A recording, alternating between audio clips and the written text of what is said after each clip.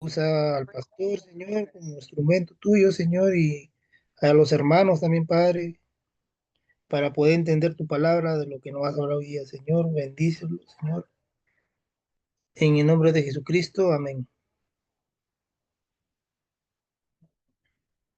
Amén, amén. Muy bien, quiero que abran su Biblia y Efesios, uno de los libros bien conocidos, ¿no? Efesios 4, 11 y 12, ¿ya? ¿Ya?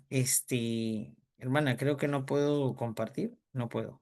A ver, mientras van buscando, hermana, a ver, no sé si me ayudas con ese tema. No puedo todavía.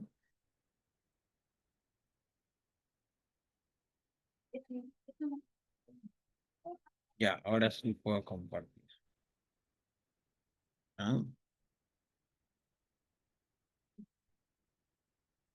Muy bien. ¿Lo encontraron? Amén, pastor.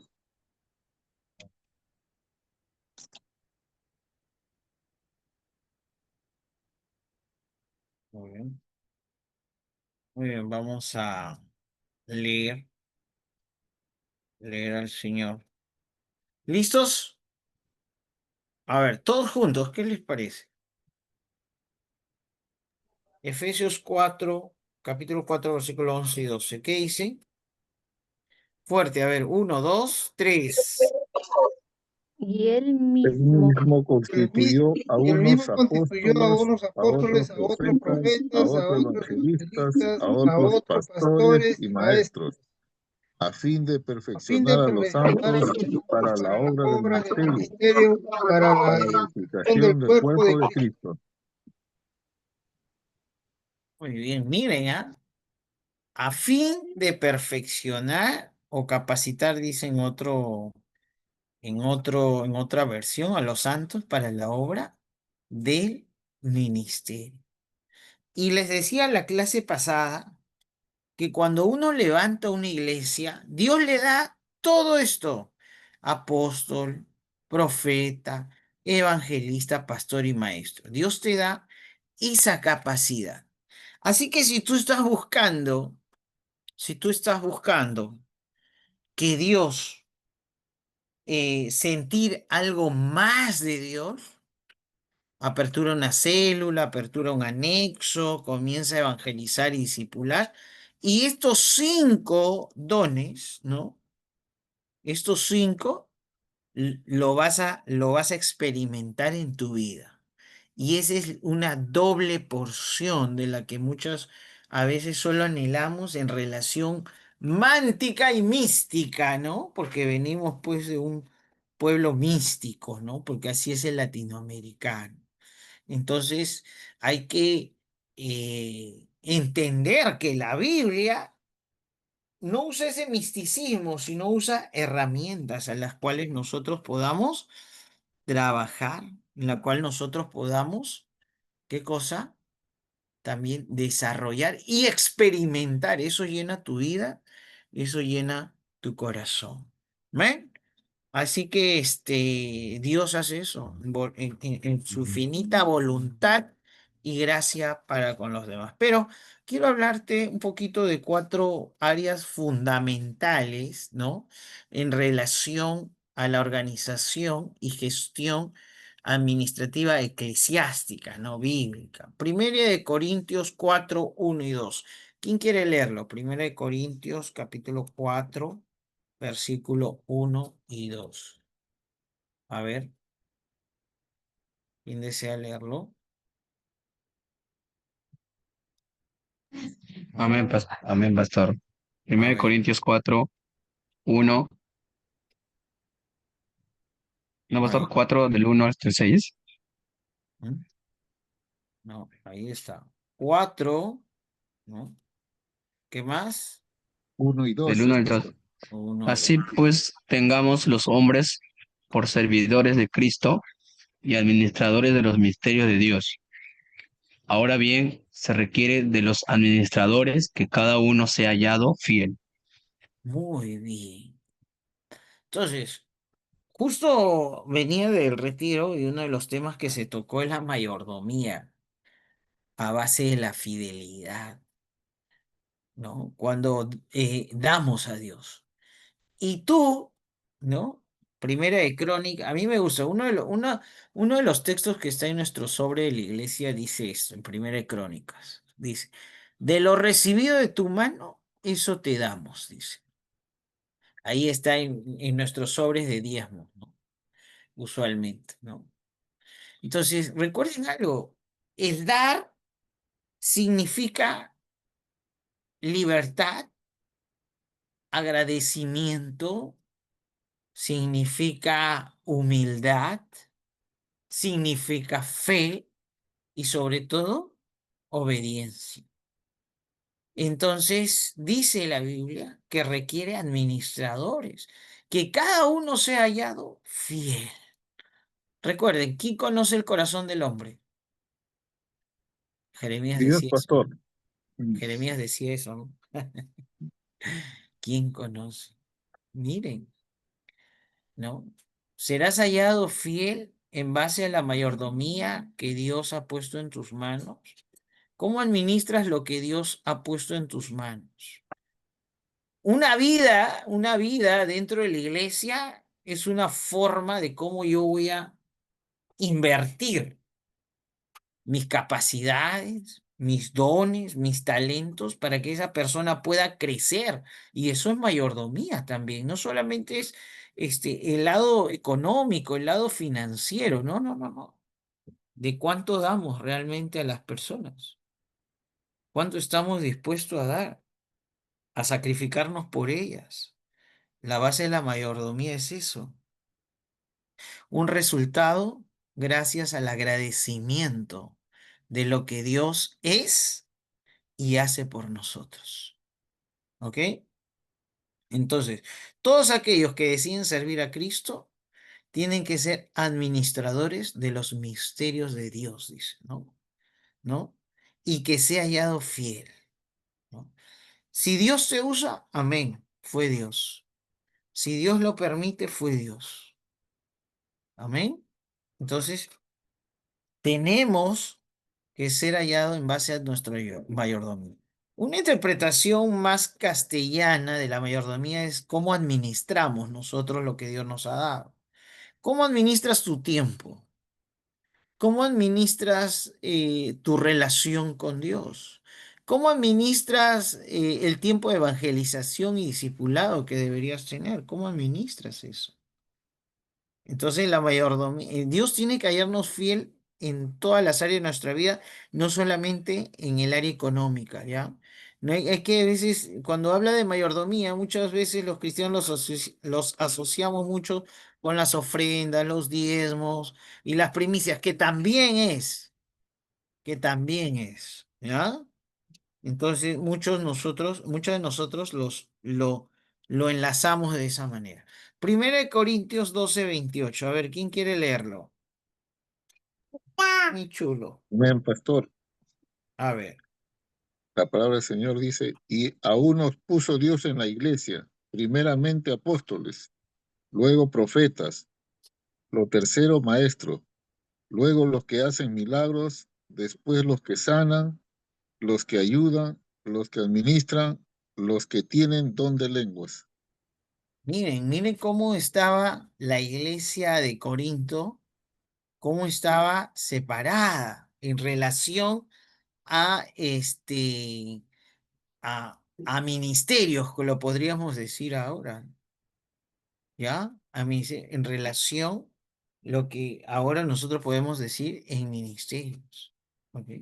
Dice, y los que administran, ¿no? ¿No? Para la edificación. ¿Qué hacían los administradores? Un administrador en esa época de Corintios era un facilitador, ¿no? Era como el que sabía lo que iba a pasar hoy día, mañana, pasado. Justo tocaron en el retiro un tema, ¿no? Eres un ¿cómo era? ¿Eres una persona que resuelve problemas o eres un facilitador de metas, ¿no? Decía, wow, ¿no? Como la palabra del Señor a veces cuando uno lo busca en relación a querer mejorar en todas las áreas de la vida, cómo Dios ya lo tenía predispuesto, ¿no? Entonces, en 1 Corintios, capítulo 12, versículo 28, un administrador es un facilitador. Son los que al final, por ejemplo, Pablo va a decir en uno, ¿no? Y estos que a mi llegada ya tienen listo, dice, las ofrendas, ¿no? Para los santos, ¿no? Ya las ayudas ya lo tenían listo, ¿no? Imagina, un facilitador. Un administrador no es un fiscalizador, o sea, bíblicamente no es un fiscalizador, hay que ver ese tema, ¿ya? Porque a veces la iglesia lo llenamos de tantos diáconos, lo llenamos creyendo pues que van a ser grandes administradores de lo que Dios hace en relación a la iglesia. Entonces tú necesitas, yo considero que necesito tres, ahora que recién estamos creciendo. Yo no necesito más ni menos, ¿no? Yo sé que las normas de Asambleas de Dios dice que si tú tienes 50 miembros, tienen que ser dos, si tienes 100, tienen que ser cuatro, etcétera, etcétera. Pero yo considero que yo estoy bien con tres, ¿no? Ah, el pastor está rompiendo las normas de Asambleas de Dios, sí, pero la administración bíblica es que ellos son facilitadores. No facilitadores de otras cosas, facilitadores para la extensión del reino, para el fortalecimiento de la iglesia, para el desarrollo normal y natural de la iglesia, ¿no? Es eso, es eso. Entonces, yo le decía a la iglesia en el retiro, para mí siempre, en mi vida eclesiástica, siempre es primero las personas, después las cosas. Entonces, si hay, pastor, hay que comprar una batería. No, primero las personas, después la batería y después Dios mismo pone, Dios mismo suple. Pero primero lo primero. Quiero verte discipulando, quiero verte evangelizando, primero lo primero. Después viene todo lo demás. Entonces, el administrador es un facilitador de que lo primero se realice, que es la evangelización y el discipulado. Y no solamente es un jueves. Entonces, un administrador es ese facilitador para la edificación del cuerpo de Cristo. Y Efesios 4, 11 y 12 que leemos, ¿no? Una administración que moviliza y equipa, ¿ya? Pastores o hermanos, ustedes tienen que ser desafiadores, desafiadores. Hay gente que está buscando púlpito, no busques púlpito. Tu púlpito es la calle. Tu púlpito es esa zona donde no consideran buscar a Dios, donde es difícil plantar una iglesia, donde nadie quiere ir, nadie quiere predicar. Ese es tu púlpito, esa es tu iglesia, ¿ok? No busques púlpito, no busques, ¿ya? Lo que sí busca es movilizarte. Y cuando tú te movilizas, Dios comienza a equiparte. Dios comienza a equiparte, pero siempre bajo la cobertura de tu pastor, ¿no? Como alguien que tiene no solo autoridad, sino tiene experiencia. Las canas le van a decir por dónde debes caminar, por dónde debes ir, ¿no? Lucas capítulo 14, versículo 28 al 30. ¿Quién lo desea leer? Lucas capítulo 14, versículo 28 al 30. Amén, pastor. A ver, Parábola de... Ah, no, perdón. Voy a buscar. Yo pensé que estaba ahí en la pantalla ya para leer. no, no, no. Lucas 14, 28 al 30. ¿Ya?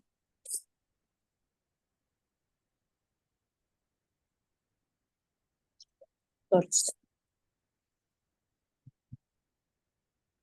Ya, ahora sí, pastor. Amén. A ver, Dice, ¿por qué? ¿Quién de vosotros queriendo edificar una torre no se sienta primero y calcula los gastos, a ver si tiene lo que necesita para acabarla.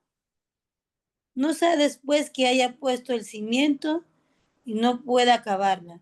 Todos los que lo vean comienzan a hacer burla de él, diciendo, este hombre comenzó a edificar y no pudo acabar. Amén. Miren. Entonces, ¿qué necesitamos? ¿Qué necesitamos? Hermanos, ahí está en la... Calcular los gastos. Un cimiento. Tener un buen plan.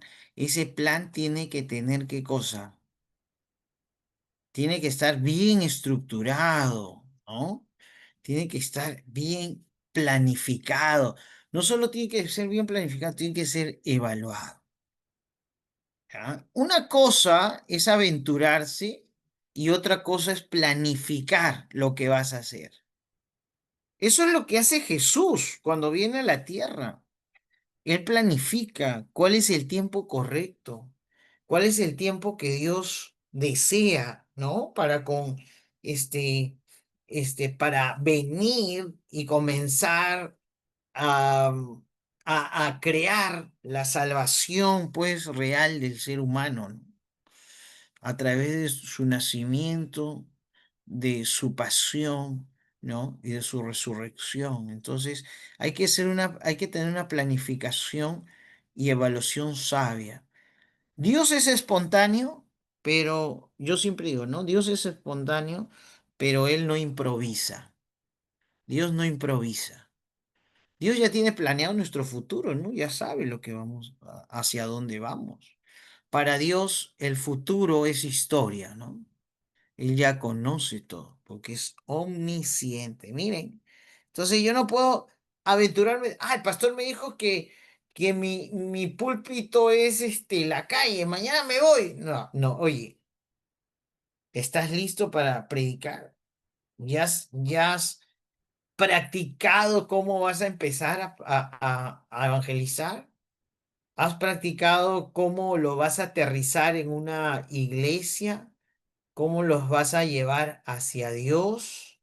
¿Cómo los vas a conectar contigo? ¿No? ¿Vas a hacer eso? Entonces, tienes que haber una planificación. Y yo les recomiendo algo. John Maxwell dice esto, escríbelo todo. Escribe todo eso. Escribe lo que vas a hacer. Escribe cómo lo vas a hacer. Escríbelo, ¿no? Escribe todo eso. Eso es importante, muy importante. ¿Cómo lo hacemos? ¿No? Evangelizamos, discipulamos, conectamos, ¿no? ¿No? Los conectamos y los educamos, ¿no? Y los enviamos, ¿no? ¿Correcto? Entonces, la evangelización tiene un objetivo. ¿Cuál es? ¿Cuál es el objetivo de la evangelización? Hermanos, a ver. Ganar almas para Cristo, pastor. Que Ya, ellos, que ellos aprendan, pastor. este es el objetivo Salvación, pastor. este es el objetivo del evangelismo. Ese es el objetivo del evangelismo, hacer discípulos. Eso no manda Mateo 28, ¿no? No puedo negar Mateo 28. Entonces, ¿cuál es el objetivo del discipulado, no? ¿Cuál es el objetivo del discipulado? A ver, hermanos, ahí está, por favor. Madurez espiritual, pastor. Y conocimiento. Madurez espiritual de esos nuevos miembros, ¿no? Los sacramentos, ¿no? Los sacramentos. ¿No? Son dos, bautismo y santa cena. ¿Quiénes? A ver, acá les quiero agarrar, ¿ah? Acá les quiero agarrar. A ver, primero, a ver, pregunta para todos, ¿no? A ver quién me contesta, ¿ya? Un no bautizado, según las normas bíblicas, no me digan en mi iglesia se hace así, pastor. Una cosa es tu iglesia, una cosa son las normas y estatutos de asambleas de Dios, pero según la Biblia, a ver, vamos a ver. Un no bautizado puede tomar Santa Cena. Si es sí, ¿por qué? Si es no, ¿por qué? A ver, ¿quién quiere participar? Repite la pregunta, pastor. Un no bautizado, alguien que viene a la iglesia, un no bautizado, estoy diciendo, ¿ya? Puede recibir la Santa Cena. Si es sí, ¿por qué? Si es no, ¿por qué? Pastor, Pastor, bueno, a ver, adelante, hermano. Pastor, buenas noches. Y uno que no está bautizado, pastor, mi respuesta es que no puede tomar Santa Cena. ¿Por qué? Ahora, ¿por qué? Porque Jesús cuando realizó la Santa Cena vemos que estaban prácticamente los 12 apóstoles. Y esos 12 ya pues no tenían trayectoria con Jesús y también han sido bautizados. Y no vemos ahí a ninguno más que haya participado, ¿no? Es, bíblicamente vemos a los 12 nomás. Dios bendiga, pastor. De nuevo, no te escuché la última parte, un poquito más fuerte. Pastor, vemos bíblicamente que en la Santa Cena que realizó Jesús y sus discípulos fueron 12 nada más.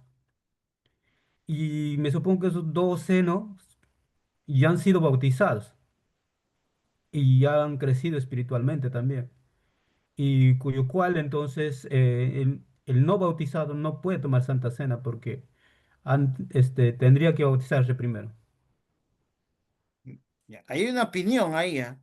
¿Quién más quiere opinar? A ver, Pastor, acá hay una mano, José Luis y Sara. ¿Quién quiere opinar? A pa- ver, pastor, buenas noches. Bueno, ambos, sino yo al sí ya, primero.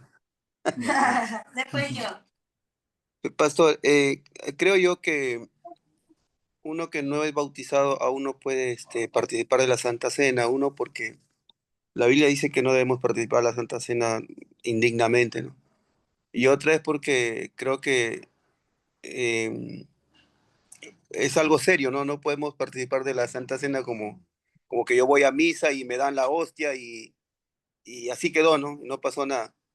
Yo creo que el tema de la Santa Cena, uno tiene que primero tener principios, ¿no? Llevar no sé, ya que el bautismo es un mandato también, ¿no? Y otra es porque creo que tenemos que ser discipulados, también el tema de enseñar para qué es la Santa Cena y por qué se hizo la Santa Cena, ¿no? Entonces, no, creo que no es correcto, creo que uno que no es bautizado participe aún de la Santa Cena. Ya, ya. A ver, ¿quién más? ¿Quién más? Yo, pastor. Pastor. Ah, ya, Ya, bien, creo que bien, primero bien. era la esposita de José Luis y Ah, después Elías Tamani, ¿ya? Adelante, hermana.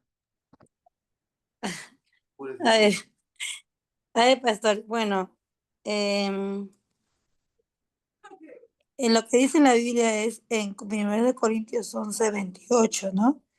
Pruébese cada uno a sí mismo y coma así el pan y beba la copa, dice, ¿no? Podemos decir que lo puede aplicar para los adultos y para los adolescentes, ¿no? Que puedan participar. Pero la pregunta es si un no bautizado puede participar. Bueno, eh, específicamente creo yo eh, que sí puede participar, pastor, porque ya que uno ha recibido a Cristo en el corazón, ¿verdad? Y digamos, es consciente porque en sí la Santa Cena es un termómetro de la iglesia, porque eso también nos ayuda a nosotros, cómo está nuestra comunión con Dios, ¿verdad?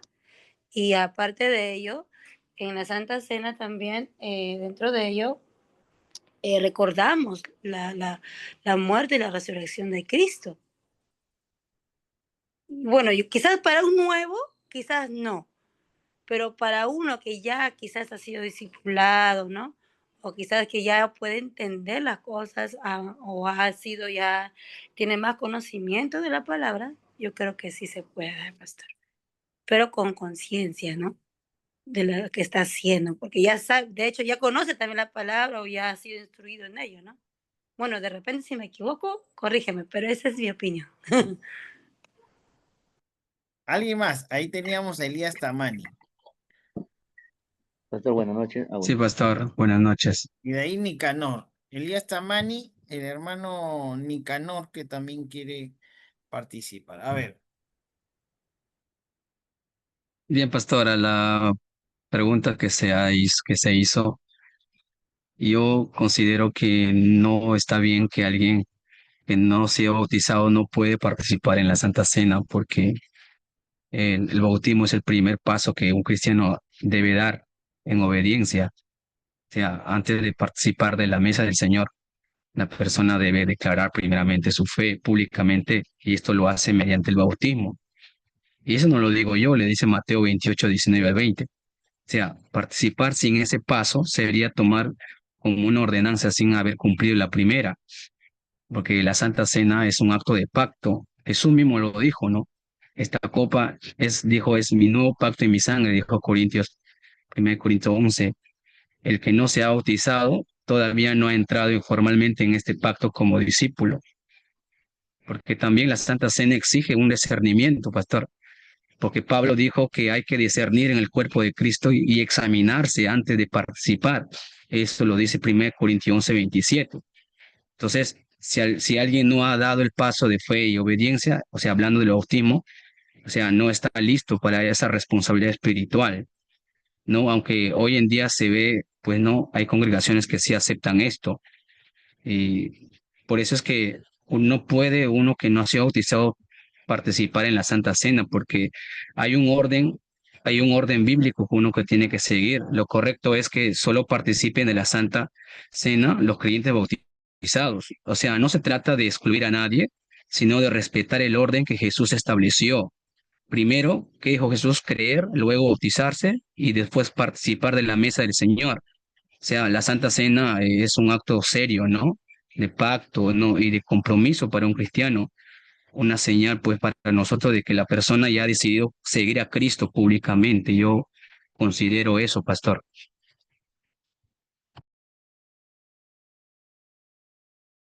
yo me quedo con dos cosas que has dicho, pero una que voy a preguntarte, así que y voy a preguntar a todos. Creo que voy a este, retroceder un poquito la pregunta para llegar a esta pregunta. Pero voy a dejar al hermano Nicanor que responda, ¿ya? Hermano Nicanor, sé que tiene algún comentario. Amén, pastor. Dios le bendiga. Bueno, eh, la pregunta fue, ¿cómo puede una persona no bautizar, recibir la Santa Cena? Creo que eso, pastor, comunicó. Así es, ¿puede uno que no está bautizado, puede tomar la Santa Cena? Si es sí, si es no, ¿por qué? Bueno, la respuesta depende de cómo se interpreta el relato de la Cena del Señor, ¿no? Y de la práctica, ¿no? Que ha desarrollado la Iglesia, ¿no? A lo largo de los siglos, ¿no? Entonces, en este siglo XXI, bueno, podemos ver también lo que dice el Nuevo Testamento, ¿no? Mateo 26, 26, 28, Marcos 14, 22, 24, Lucas 22, 19, 20. Pero en 1 Corintios 11, 23, 25, Jesús dice, ¿no? Jesús dijo, tomad, comed y haced esto en memoria de mí. No menciona que principalmente, ¿no? Que debe estar bautizado, ¿no? Y ahí vemos, ¿no? Requisitos, ¿no? En 1 Corintios 11, 27, 29, Pablo advierte de quien come y bebe sin discernir el cuerpo del Señor, come y bebe juicio para sí mismo. La preocupación es la actitud interior, ¿no? de uno, ¿no? Y la comprensión del significado de la Santa Cena, no el estado del bautismo, porque si claramente la palabra de Dios dice que si uno toma la cena indignamente, ¿no? Es reo, ¿no? De algo peor de lo que está, ¿no? Especificado en la palabra. Y en los Hechos, ¿no? 2:41, 42, los que fueron bautizados se dedicaban, dice, al pan, dice, ¿no? Las secuencias que podemos encontrar en esto, ¿no? Sugiere que el bautismo procedía a la participación, dice, en la cena, pero no se establece como condición doctrinal. En el contexto del siglo I, la cena se celebraba en el marco de una comunidad ya establecida, donde el bautismo era el rito de ingreso. No hay un mandamiento explicitivo que excluya a los no bautizados, pero la práctica natural era que los que se habían unido a la comunidad mediante el bautismo fueran los que compartieran la mesa, ¿no? Y podemos ver también, ¿no? La cosa que, gloria a Dios, ¿no? Generalmente no, porque la cena es una ordenanza para los miembros de la comunidad creyente que han hecho profesión de fe y han sido bautizados. No, la Santa Cena está reservada a los creyentes bautizados. Sí pueden invitar a cualquier persona que acepte a Cristo, ¿no? En una reunión, ¿no? Donde el pastor, ¿no? La parte que es positiva, que está a través del Espíritu Santo, ¿no? Pueda expresar, ¿no? La gracia a través del evangelismo, ¿no? Donde el no bautizado se le puede invitar, ¿no? O cualquier persona que pueda aceptar a Cristo, ¿no? Aunque no esté bautizada. Entonces podemos entender en la práctica, muchas congregaciones permiten que los no bautizados estén presentes en la mesa como oyentes o invitados, pero no les permiten tomar el pan y el vino, ¿no? Porque hay temor de Dios, ¿no?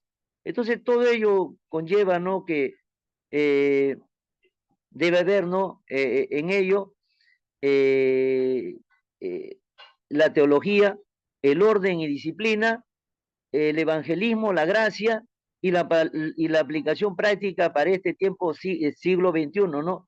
Si uno es pastor o líder, decide cuál es la práctica de tu comunidad donde tú estás comunicando con claridad, explicando tanto el fundamento bíblico como la razón pastoral, ¿no?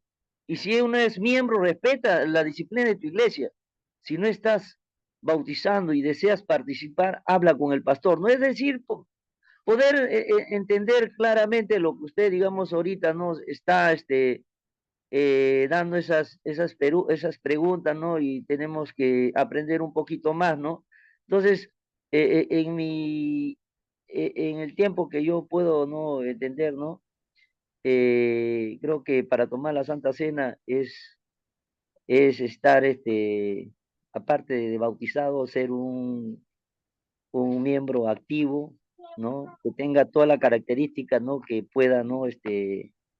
Mi fe estar en Cristo, ¿no? Y tanto, digamos, en la mayordomía, en todo, ¿no? Para poder que la gracia de Dios pueda, ¿no? Traer bendición sobre mi vida, sobre la vida de mi familia y, bueno, sobre la iglesia también. Bueno, eso es todo, pastor. Dios le bendiga. Muy bien. Espero que no hayan salido más confundidos. A ver, acá hay un tema de cronología para entender. Pastor, Sí, y había levantado mi hermano Esteban. dale, dale. Pastor, yo creo que cuando Jesús instituyó la Eucaristía, yo creo que, ¿no?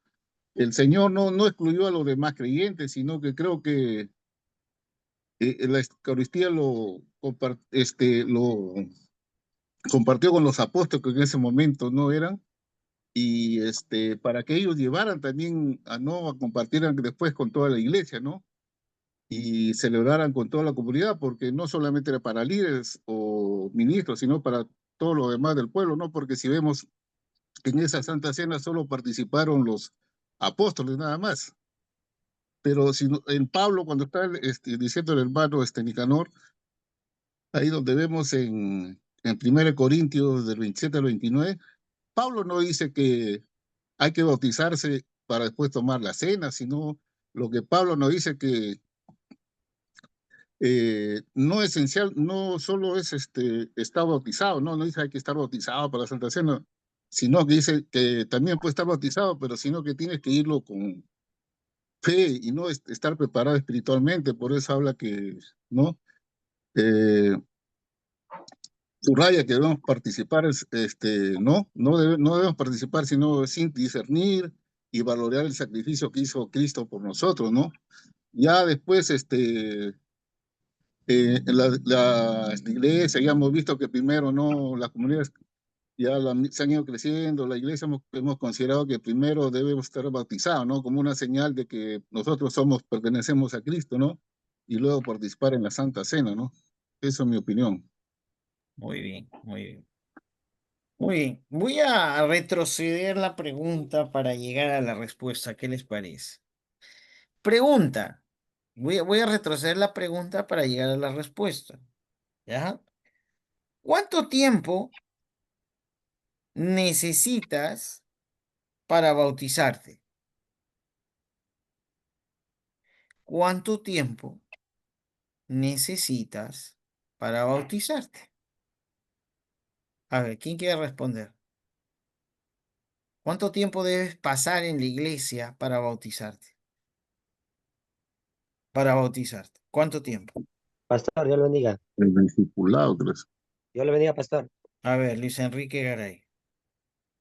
Pastor, el tiempo no dice en la Biblia, ¿no? Pero sí habla de un verdadero arrepentimiento, un arrepentido genuino por los frutos, ¿no? Por los frutos que tiene que demostrar el creyente. Ya en los frutos y un arrepentimiento genuino, ahí ya se puede bautizar. No, el tiempo no se establece. Amén, pastor. Amén. ¿Alguien más? ¿Alguien más quiere Siervo, participar? Jorge siervo, Bernoy. Sí, pastor. siervo, ¿me escucha, siervo? Sí, Jorge Bernoy. Jorge Bernoy, de ahí Tamani, Sí, el hermano Tamani. No se preocupe. Y de ahí a Walter ver, Enríquez. claro. Bueno, bueno, en la villa no encontramos el cuánto tiempo, ¿no? En la villa encontramos como ejemplos, ¿no? Por ejemplo, en Hechos 2:41 también nos habla que ese mismo día fueron bautizados, ¿no? También nos habla en Hechos 8:36 al 38. También Hechos 16:33 también habla del carcelero, ¿no? Fue bautizado en esa misma noche. Eso es lo que podemos encontrar, pero en la Biblia, ¿no? Pero eh, ahora en las iglesias, por ejemplo, en diferentes denominaciones, y en nosotros también, eh, bautizamos eh, por razones, ¿no? O sea, que en otro sentido, cuando la persona realmente tiene que creer en el Señor y también, ¿no? Para enseñar el significado del bautismo, también, ¿no? Tiene que haber un compromiso, ¿no? Y tiene que pasar por como una evaluación, algo así, ¿no? Para que el cliente, para que sea bautizado, ¿no? Y en eso, y siempre en las denominaciones, en nuestra denominación también, manejamos el bautismo, es un proceso, ¿no? Es un proceso, no es de noche a la mañana, son procesos cuando se ve el reflejo, la entrega del creyente, cuando se ve los cambios o características en la persona, de acuerdo, y para eso también tiene que pasar la doctrina, ¿no? Por la doctrina, por las enseñanzas, cumplir los pasos, ¿no? Los pasos del bautismo recién para que el creyente sea bautizado. Y más que todo tiene que haber un cambio, ¿no? Un nuevo nacimiento, ¿no? Y para cuando sea bautizado, porque puede cenar en la mesa del Señor, ¿no? Porque no puede alguien cenar como quien decir, o de entrar por la ventana, ir directo a la mesa de cenar, ¿no? Primero tiene que entrar por la puerta para que pueda cenar. Ahora, el bautismo requiere como una puerta, ¿no? Es como una puerta, tiene que ser bautizado para que pueda entrar, para que pueda cenar. Y esa es lo que nosotros podemos entender, ¿no? Porque tiene que ser un proceso, ¿no? de acuerdo a lo que va avanzando el creyente. Eso es lo que puedo opinar, siervo. Muy bien, hermano. Elías Tamani quería participar. Le voy a dar opción.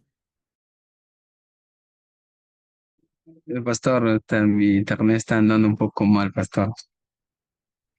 Bueno, pastor, sobre esa pregunta, exactamente, pues en la Biblia no aparece un tiempo exacto, porque el bautismo no depende, pues, ¿no? De una fecha o de un calendario, sino de la convicción y la fe de una persona, de cada cristiano. La Biblia es el bautismo, no habla que, o se vemos que en la Biblia que los bautismos serán inmediatos. Por ejemplo, en el bautismo del eunuco, solamente le bastó creer y fue bautizado en el momento, como también cuando se convirtieron los 3000 por Pedro, creyeron en el Pentecostés y fueron bautizados en ese mismo día, ¿no? En esos casos o sea, no se espera meses, ¿no? Pero sabemos que hoy se recomienda pues un tiempo corto de preparación. La iglesia normalmente pues no da una clase para explicar, ¿no? Siempre sucede eso, que muchas veces en el caso de nuestra congregación siempre damos un tiempo para explicar qué es el significado del bautismo a los nuevos convertidos, que implica seguir pues a Cristo, ¿no? La importancia de la obediencia. Entonces, en ese tiempo puede variar entre una semana o un par de meses, según pues no cada congregación que hay. O sea, lo importante no es la cantidad de tiempo, sino la condición de cada corazón, de cada creyente.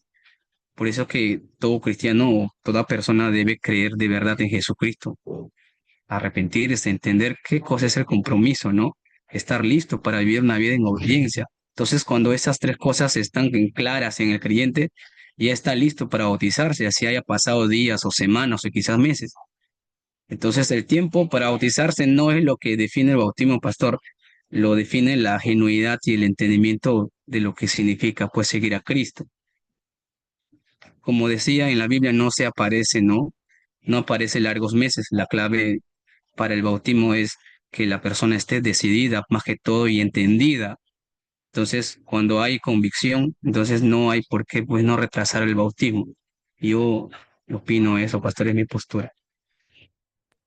Muy bien. ¿Alguien más quiere opinar? Hipólito White, ahí está Hipólito White. Amén, pastor. Buenas noches. Bueno, exactamente la Biblia no nos dice qué fecha, ¿no? O qué tiempo, ¿no es cierto? Pero podemos ver también el bautismo, perdón, la conversión del apóstol Pablo, ¿no? Camino a Damasco, cuando tuvo una experiencia con el Señor Jesucristo.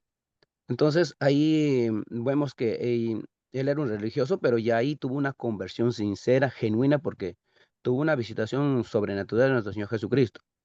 Entonces, él estaba ayunando 3 días, ¿no? 3 días estaba ayunando y luego, cuando vino Ananías, ¿no? Él se bautizó casi después de 3 días. Entonces ahí no vemos el tiempo, sino vemos, digámosle, la confesión sincera de arrepentimiento, ¿no es cierto? Y entonces se había convertido de todo corazón y lo bautizaron. Ahora, pero si vemos en nuestras congregaciones, no todos se han arrepentido genuinamente. Algunos quieren bautizar por emoción, algunos porque otros se bautizan y ellos también quieren bautizarse. Y por eso que yo creo que debe haber un tiempo de adoctrinamiento con las Sagradas Escrituras, hacer comprender bien de su fe qué significa el bautizo, por qué se bautiza. Porque el bautizo es un paso trascendental que uno toma, no para insertar al cuerpo de Cristo. Entonces, de ese punto, entonces mi posición sería que tiene que haber un arrepentimiento genuino y verdadero, ¿no? Entonces, esa sería mi posición, pastor. Muy bien. ¿Alguien Pastor, más? Bueno, pastor, Nicanor López pastor, estaba ahí prendido su micro. A ver, amén. van Nicanor. Buenas noches, pastor. Bueno, lo que puedo no ver es que en la práctica cristiana el bautismo es un acto puntual, ¿no? La inmersión o el derramamiento de agua se realiza en pocos minutos. Lo que varía es el camino que lleva ese momento, ¿no? Y la manera en que la iglesia lo administra, ¿no? O cómo. Y podemos ver en el Nuevo Testamento los relatos de los hechos de los apóstoles muestran que el bautismo podía ocurrir casi inmediatamente, ¿no? Después de la conversión. Y vemos en Hechos 2:41 y 42 los que aceptaron el mensaje de Pedro fueron bautizados en aquel mismo día.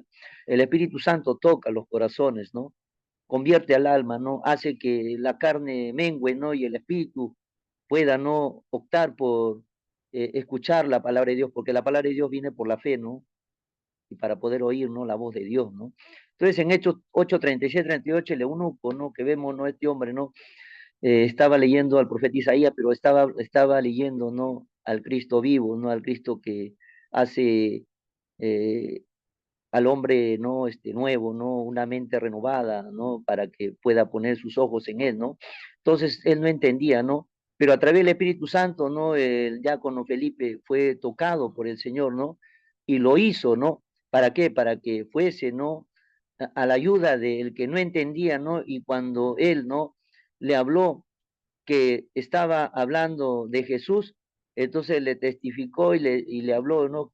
¿No? ¿Qué impide que me bautice, no? Entonces, podemos ver que en esa época no había un periodo de instrucción formal, la fe se expresaba en forma pública y el bautismo era la señal de entrar en la comunidad, ¿no? Era que algo que podía, ¿no?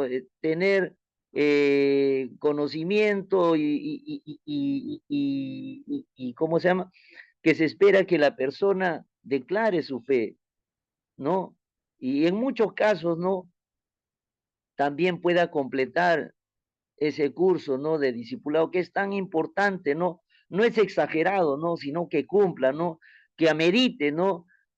Cómo pueda también, ¿no? En este tiempo, en este siglo XXI, pueda madurar, ¿no? Porque no puede tomar el bautismo así a la ligera, ¿no? Debe Dios o tocar ese corazón, ¿no? Y si toca, ¿no? Puede obrar en una manera maravillosa, poderosa, ¿no? Y puede que tanto el curso de discipulado que puede durar, ¿no? Depende, ¿no? Al tiempo que requerido de aquella persona que necesite saber un poco más, ¿no? Sea semanas, sea meses, y el bautismo se va a realizar cuando la iglesia considera que la persona está suficientemente instruida, ¿no? Y ha mostrado frutos de conversión. Entonces, todo ese lapso de tiempo puede que el líder, el pastor, ¿no? El que está, ¿no? En la iglesia, ¿no? Sea eficiente, conocedor de las escrituras, no neófito, ¿no? Y tenga, ¿no? La facilidad de poder, ¿no? Mantener, ¿no? La mies, que son muchos y pocos obreros, ¿no? Debe haber una administración, ¿no? Tanto del Espíritu Santo también y de cada líder que está, digamos, encomendado, digamos, a poder que perfilen, ¿no? Los que se van a bautizar, ¿no? Entonces, creo que esto conlleva, ¿no? Que todo el que se va a bautizar tiene que declarar su fe, ¿no? Que es en Cristo Jesús, ¿no? Eso es la parte, ¿no? Importante, ¿no? Porque ahí va el arrepentimiento, ¿no? La conversión, el entusiasmo, como se entusiasmó al oír con entendimiento, porque Dios, el Espíritu Santo abrió los oídos, abrió, ¿no? Una nueva historia, ¿no? Que él quería aprender y Felipe le habló, ¿no? Claramente y el Espíritu Santo pudo tocar y él pudo, ¿no? Bautizarse. Entonces, bueno, Dios lo bendiga. Muy bien. Walter Enríquez también quiere opinar. Pastor, ¿me escucha? Sí, perfecto. Pastor, mire, yo solamente quiero contarle una experiencia que tuvimos en el penal de Pixi en Chiclayo. Se realizó un bautismo para los presos en Cristo Jesús. Cuando se hizo la predicación, pastor, cerca de 20 se entregaron a Cristo en la plena predicación y ahí, como vemos, ese mismo día iba a haber bautismo para la iglesia, se bautizaron esos 20 convertidos.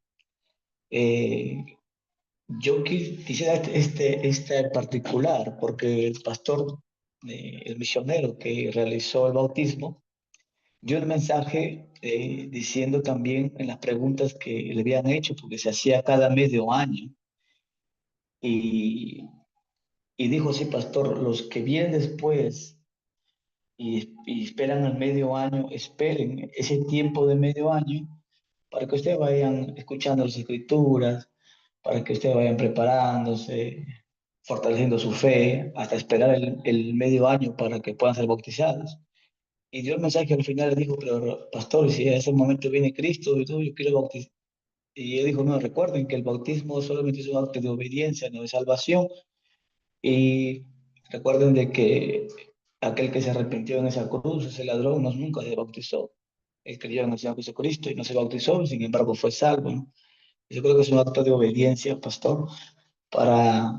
y le quería comentar ese acto, ahí mismo acto en el mismo momento al convertirse y otros esperando, porque cada iglesia programa a un año, medio año el bautismo, ¿no? Y eso hace de que esperen ese tiempo para también recibir fortalecimiento en la fe, en pastor. Muy bien, muy bien. Sin haber más, ¿cómo se dice? Más comentarios, paso a responder ambas preguntas. Como docente del Seminario Bíblico Andino, mi deber es ceñirme a la palabra de Dios. ¿Amén?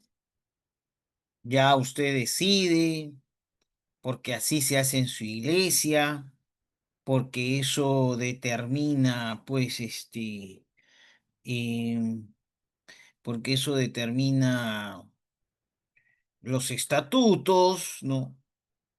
Ya usted decida.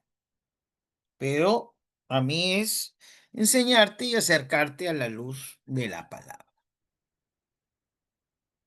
A ver, los dos sacramentos indicados en la Biblia, que es el bautismo y la Santa Cena. La primera pregunta en relación al bautismo es, ¿cuánto tiempo necesito? ¿O qué necesito saber o qué necesito tener? La Biblia, la Biblia, la máxima autoridad, no tus costumbres, tus reglas, no sé, ¿ya? Dice que también va a ser una regla para la Santa Cena. Entonces, habla de un arrepentimiento genuino. Y el bautizo es inmediato, bíblicamente. Bíblicamente es inmediato, no pasas un proceso de discipulado, no pasas un proceso. En mi iglesia sí hay 4 clases básicas para saber por qué te bautizas, ¿ok? Al menos que hayas recibido a Jesús en el corazón y tengas el deseo de bautizarte, ¿no? En el bautisterio. ¿Ok? Entonces, bíblicamente no hay un tiempo determinado, pero sí habla de una actitud, la actitud de un verdadero arrepentimiento, que no lo medimos ni yo ni tú, ni no lo sabemos en el tiempo. No sabemos qué será de su vida en el tiempo. No lo sé. Pero alguien que bíblicamente, hablando de la Biblia, ¿ok?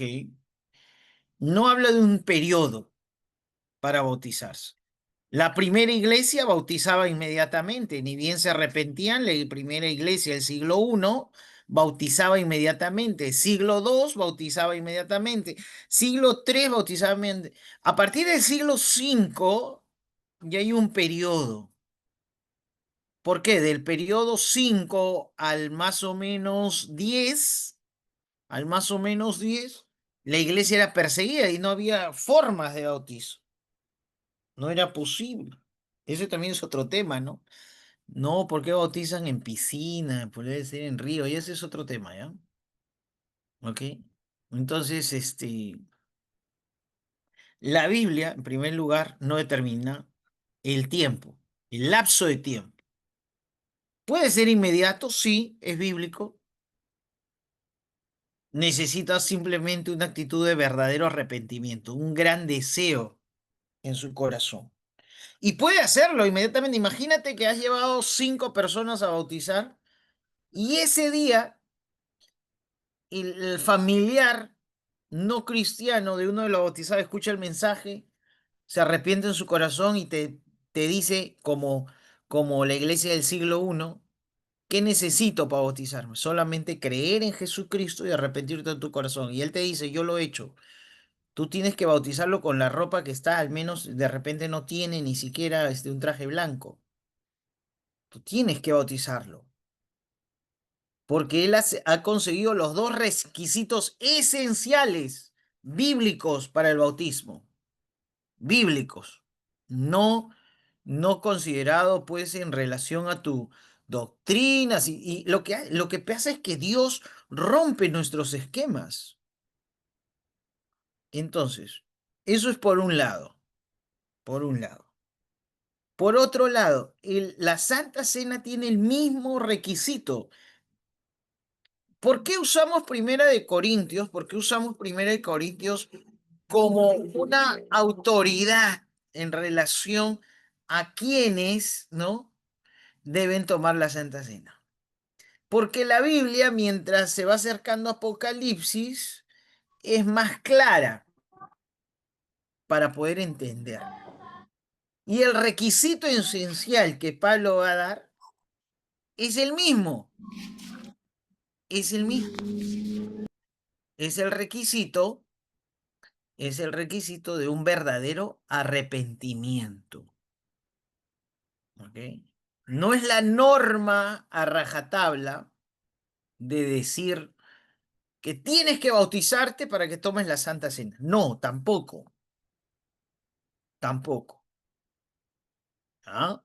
La norma bíblica y la historia bíblica de la iglesia del siglo I que describe hechos, ¿ok?, es que todos se servían de la cena del Señor.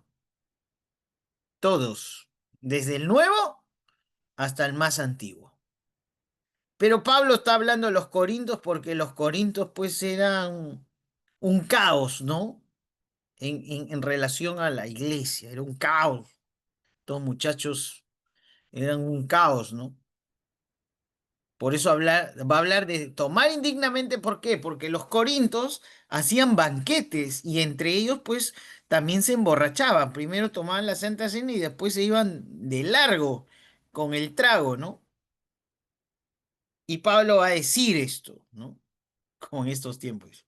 No, no estoy hablando, si tu iglesia es así, yo, Elías Tamani, huye, ¿no?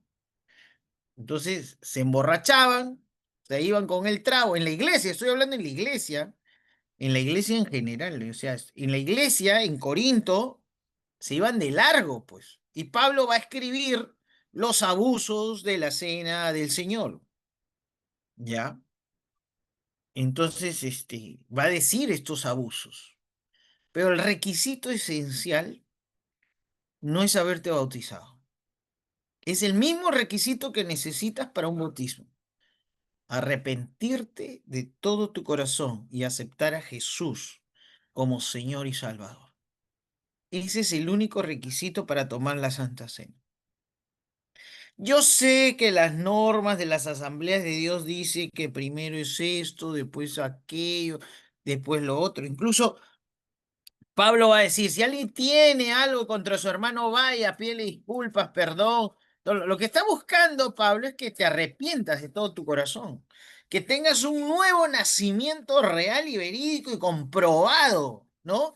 Por eso va a decir, ve y pídele perdón, ve y pídele disculpas, ve y nuevamente con tu hermano, no hagan las paces de nuevo con tu hermano. Entonces, miren. Entonces, esa era una evidencia de que había sido transformado nuevamente, un nuevo nacimiento, ¿no? Un nuevo nacimiento, ¿no? ¿Ok? Entonces, no es un requisito bíblico, te estoy hablando de la Biblia, ¿ya? No de las normas de tu institución, de tu iglesia local, no es un requisito. Porque así como le pasó al hermano Walter Enríquez en la cárcel, le ha pasado a otros pastores. Y uno de los casos más llamativos pasó en una iglesia que está en la Avenida Grau.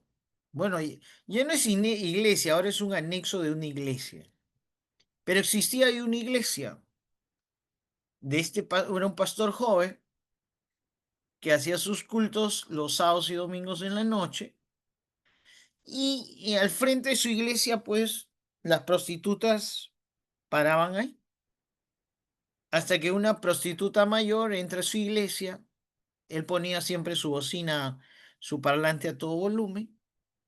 La prostituta entra, escucha culto, todo el mundo la mira, y justo era culto de Santa Cena. Todos lo miran, porque pues venía bien maquillada, bien al escote, bien a la minifalda, ¿no? Escucha el culto, se arrepiente de todo su corazón, ora al Señor, entrega su vida a Cristo y justo están pasando la Santa Cena. Y el pastor lee 1 Corintios y dice, bueno, todos aquellos que están a cuentas con Dios pueden tomar la Santa Cena.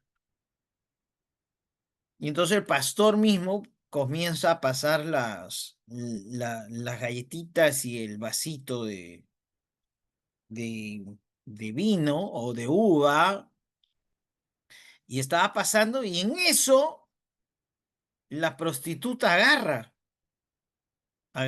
el pan y agarra la copa. Entonces se levanta un diácono y le dice, pastor, ella no puede, no puede, porque las normas dicen. Y el pastor mirando, la prostituta lo miraba fijamente. ¿Qué decía el pastor? El pastor dice en su corazón, estaba diciendo, Señor, ayúdame, ¿qué hago, no? Porque él lo cuenta. ¿Y qué pasa? Él le dice si había recibido a Jesús en su corazón. Ella dice sí, lo había aceptado. Y que no había nada que lo impida. Y que esa acción que ella iba a hacer, le dice ella al pastor, iba a transformar su vida. El segundo diácono se para y le dice, pastor, eso está mal. Si usted hace eso, vamos a ir a la región y lo vamos a acusar a usted, que está contra las normas de las asambleas de Dios del Perú. El pastor decide dejar tomar la Santa Cena a esta prostituta y se va. Y sigue con la homilía, toma la Santa Cena, termina el culto, la prostituta inmediatamente se va. Llega martes de oración, la prostituta no llega, los diáconos ya habían hecho la carta acusando al pastor de que había roto las normas sagradas, ¿no? Inquebrantables de las asambleas de Dios para denunciar. Llega sábado, no llega la prostituta. Domingo culto central de esa iglesia, 7 de la noche, hora punta donde las prostitutas hacían fila, ¿no? Para encontrar parroquianos. ¿Qué sucede? Adivinen qué sucede. La prostituta que había tomado la Santa Cena llega con 10 prostitutas más. Y dice, pastor, estamos acá para escuchar el mensaje de Dios. Y esa iglesia comienza a transformar este tipo de personas. La comunidad, al ver que estaba pasando eso, comenzó a venir a la iglesia comienza a llenarse increíblemente. Para esto los diáconos ya habían enviado, pues, ya habían enviado la carta a la región. La región, pues, pensó sancionar a este pastor, pero mandan a su presbítero.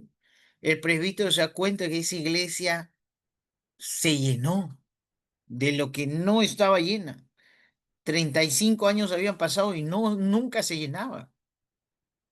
Pero hoy, ese día, ese domingo y todos los días demás, estaba lleno de personas que fueron transformados por el poder de Dios, porque su arrepentimiento fue genuino. Déjame decirte algo.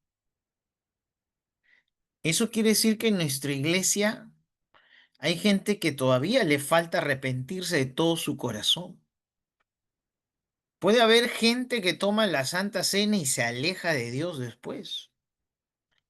necesita un verdadero arrepentimiento. Entonces solamente hay convencidos, no hay convertidos en tu iglesia. Entonces, los requisitos bíblicos son ambos, para la Santa Cena y para un bautismo. Verdadero arrepentimiento y entrega al Señor Jesús en tu corazón.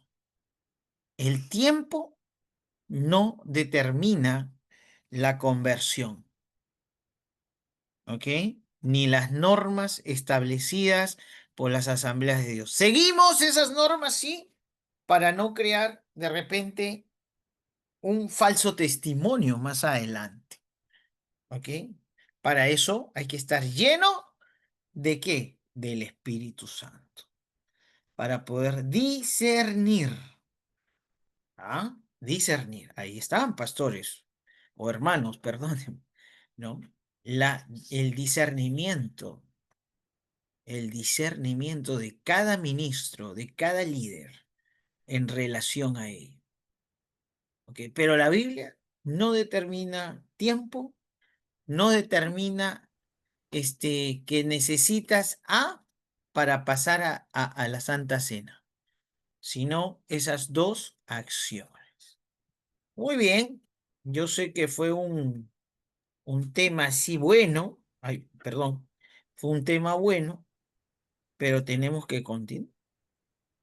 Así, yo Pastor, sé, dime, ah, o sea, haciendo similitud, si en este tiempo trajeran a una mujer en adulterio como lo trajeron al Señor Jesús, no sabríamos de repente cómo actuaríamos nosotros, ¿no? Porque nos hemos vuelto a veces reglamentaristas. El reglamento va adelante. Y a veces hablamos de los fariseos y a veces nosotros mismos nos volvemos fariseos en estos tiempos. En esa parte, de repente, como se dice, no hemos dejado eh, ese no, de que a veces estamos en la iglesia, creemos que ya nosotros porque tomamos la Santa Cena, nos hemos bautizado, tenemos todo, somos salvos, pero a veces no es así, pastor. Si no, el Señor no hubiera dicho. eso es, Predicaron, sanaron, hicieron muchas cosas en mi nombre, pero no los conocí. amén, eso es Bueno, verdad. ¿Y sabes dónde terminó este pastor que le pasó esto? Y él lo cuenta, él se va a Movimiento Misionero Mundial, 28 de julio. ¿Por qué? Porque ya los diáconos pues lo tenían entre ceja y ceja, ¿no? Imagínense, ¿no? Ya le habían querido manchar pues ¿no? El 28 de julio creo que está Movimiento Misionero ahí, ¿no? Muy bien. Entonces, despejado las dudas, y la mía es bíblica, hay que seguir las normas, sí, muchas veces para ver su madurez espiritual también, de todas maneras. Eso hace la norma humana, ¿no? La norma humana.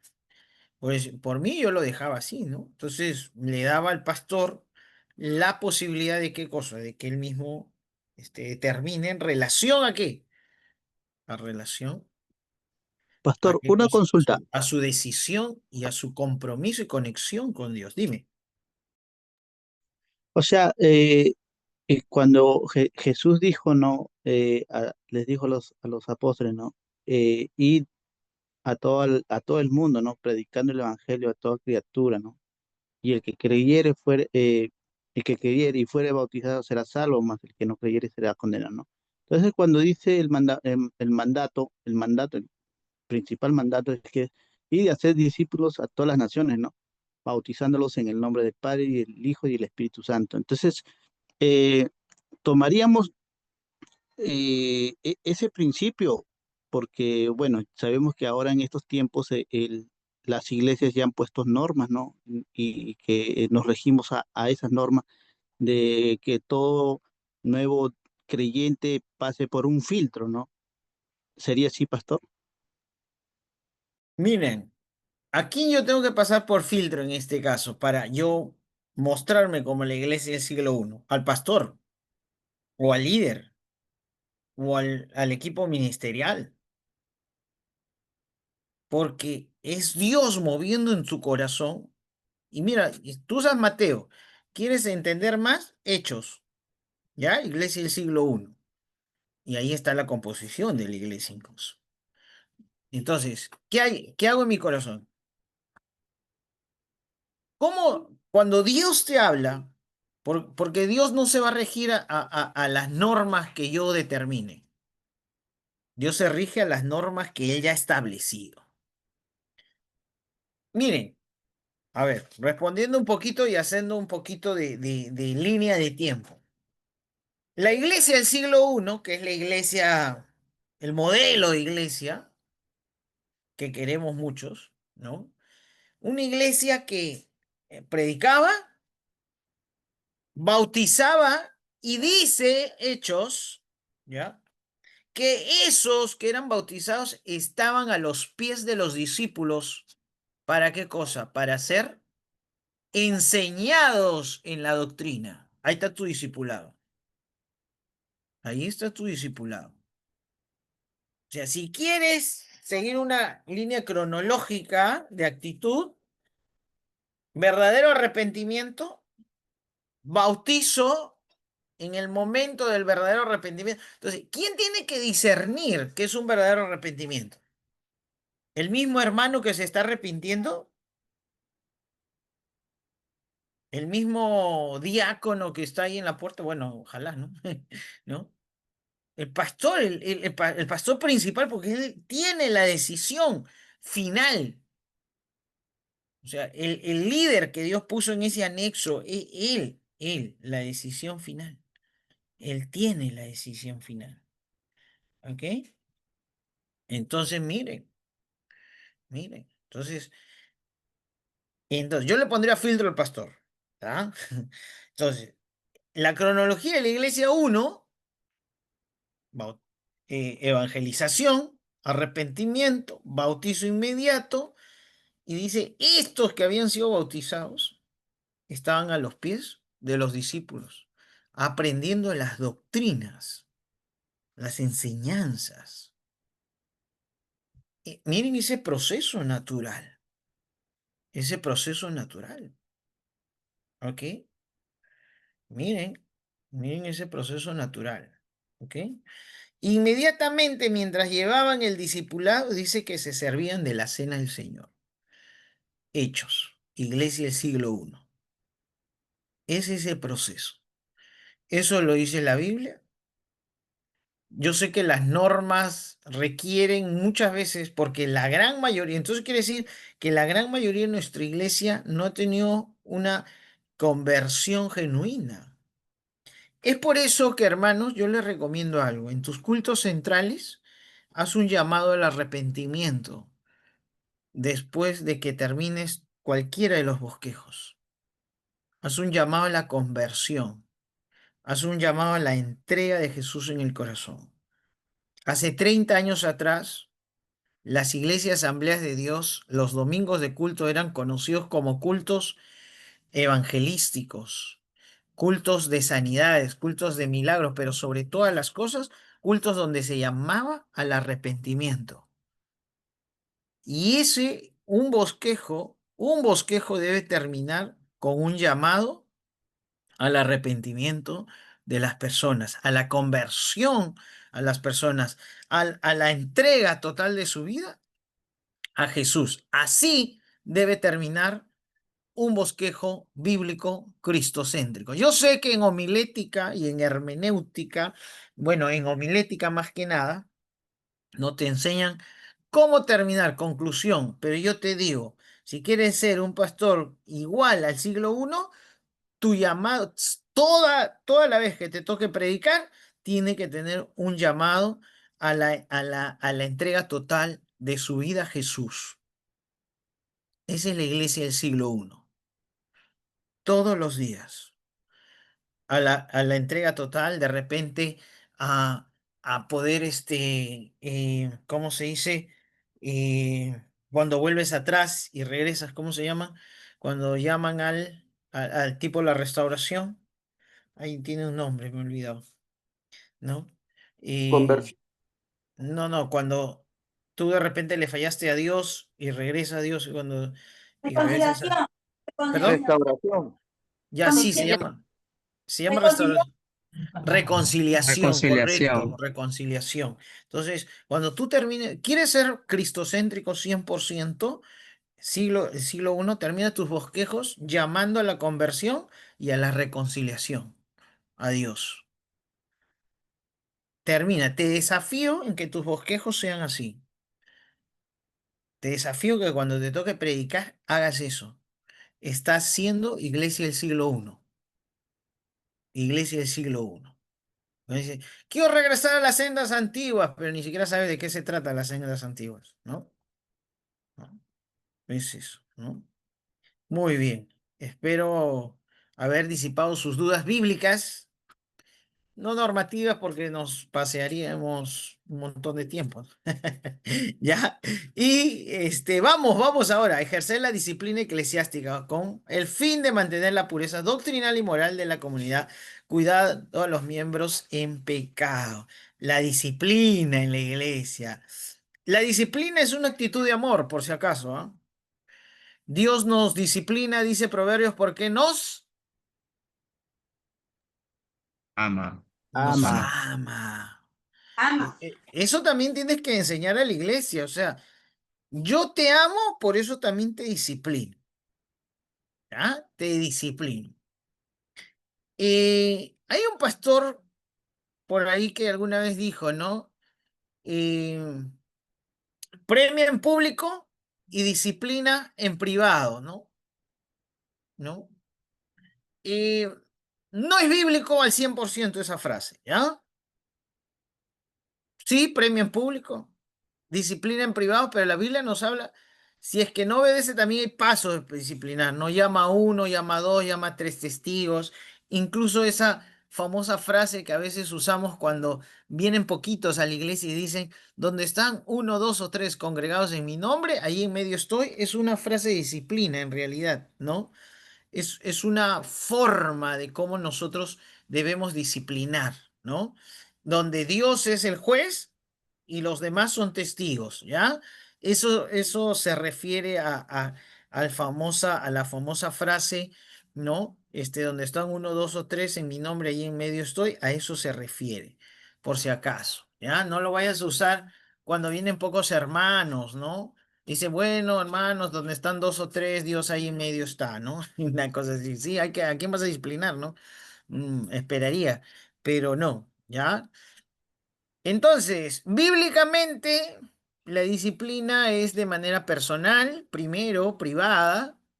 Si es que no dice la Biblia, si es que no reconoce su error, llama a dos o tres, ¿no? Entonces, si tampoco reconoce su error, ya hacerlo público delante de la iglesia. Si aún así no reconoce su error, ya bueno, la Biblia habla pues de una expulsión y más todavía, ¿no? Habla de entregárselo a Satanás. Eso es más bravo todavía, ¿no? Pastor, Entonces, una pregunta con sí, referente a eso. sí. Mire, había una hermana que me contaba acerca de su pastoria, que había tenido una pequeña, ¿cómo se dice? Puede decir, altercado con él.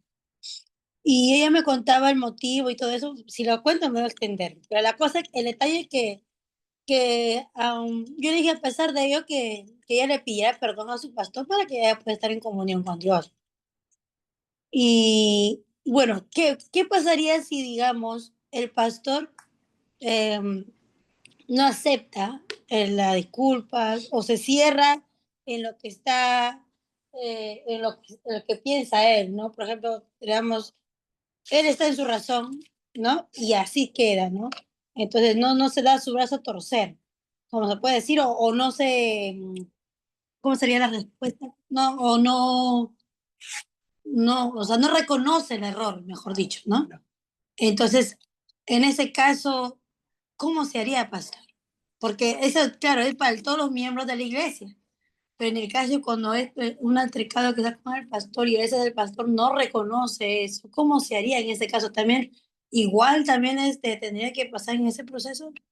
Claro, en Asambleas de Dios tienes tu presbítero en primer lugar del sector. Después de tu presbítero, ¿no? Pero tiene que haber una confrontación. en este caso, la hermana tendría que llamar al presbítero y reunirse presbítero, pastor y ella. No solo presbítero y ella, ahí también hay un error. Tendrían que ser los tres y Dios como testigo, ¿no? Entonces, si hay hechos comprobables, si hay esto, ABC, tendrían que hablar con su presbítero, ¿ya? Después, si es que no reconoce aún su error, el presbítero ya lo eleva pues hay un cuerpo disciplinario en relación a asambleas de Dios, ¿no? Y decir, bueno, solamente Dios lo juzgará. Sí, miren, a veces como pastores, cuando un hermano de repente nos hemos cometido algún error y de repente el orgullo te gana, ¿no? Y no lo reconoces. Muchas veces Dios es el que se encarga y la Biblia dice horrenda cosa es caer en manos del Dios vivo. Yo tuve una experiencia a primera mano, se podría decir, con un pastor muy conocido, muy famoso, y yo era parte de su equipo, y este pastor no reconocía un error que había tenido, ¿no? Entonces nosotros orábamos para que Dios, pues, toque su corazón. Fue tanto así que este pastor no reconoció su error y ante las autoridades también, pues no, como no había pruebas, ya nosotros lo dejamos en manos de Dios. ¿Y qué pasó? Que tuvo un accidente trágico, trágico, que usualmente, casi impensable que pasara eso, pero era la mano, yo considero que era la mano de Dios. Yo considero que era la mano de Dios. ¿Por qué? Porque, ¿qué pasó? Él se le malogró una llanta en la carretera, comienza a arreglar la llanta y mientras está arreglando la llanta, pues pasa un camión y justo al camión se le desprende un perno grande y ese perno grande a velocidad le destroza todo el cráneo. Lo tuvieron que reconstruir para velarlo, ¿no? Le pusieron una máscara, creo, para velarlo.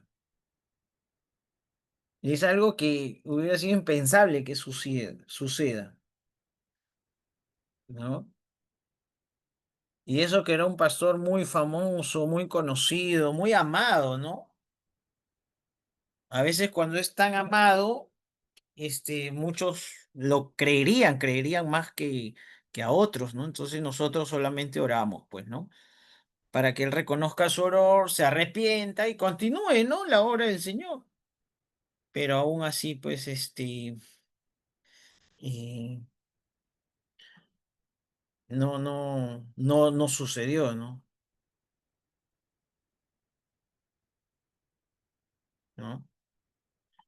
No sucedió, imagínate. Entonces, en asambleas de Dios hay instancias, hay instancias.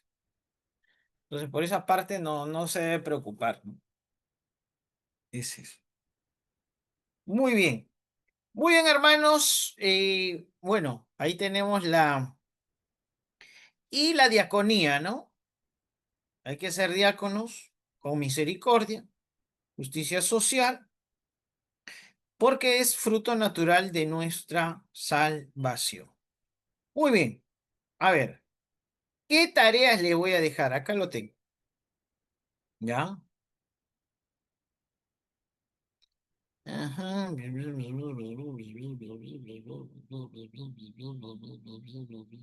Acá lo tenía, a ver. Acá lo tengo, listo.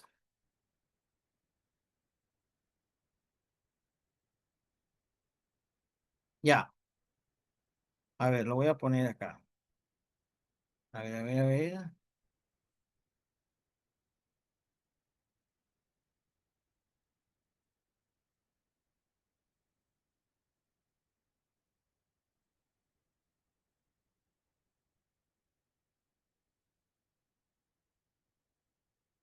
Ya.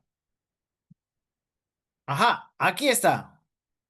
Pastor, es el ministerio quíntuple, tranquilo, profeta Ronnie Chávez. Ya, no, mentira, perdón Dios. Ya, esta es la tarea de la semana que viene, ¿ya? ¿Ya? Esta es la tarea de la semana que viene, que era el tema de la semana de la sexta semana, ¿ya? Por favor, pueden copiarlo, alguien lo puede hacer un screenshot y pasarlo al grupo. ¿Qué piensan cuando escuchan administración de la iglesia? Anota las ideas, bueno, no en la pizarra, de repente en relación a, en relación, antes de su exposición, ¿ya? Relacionadas con el ministerio cuádruple: predicar, querigma, enseñar, didáscalo, pastorear, poimen y administrar, ¿ya? ¿Ya? Hermana, ¿quién es la que me ayuda? La hermana, tengo una hermana acá. Ay, hermana, ¿dónde estás? Violeta Solís, hermana Violeta Solís, ¿me puedes ayudar pasando esta tarea para que en el lunes 22 lo puedan anotar? Sí, está bien, pastor, yo te lo voy a Ya, un mandar al... favor. Muy bien, hermanos, muchísimas gracias. Sé que es un feriado largo. Nosotros lo hemos aprovechado en relación a tener un tiempo especial, personal con Dios. Yo sé que ustedes también.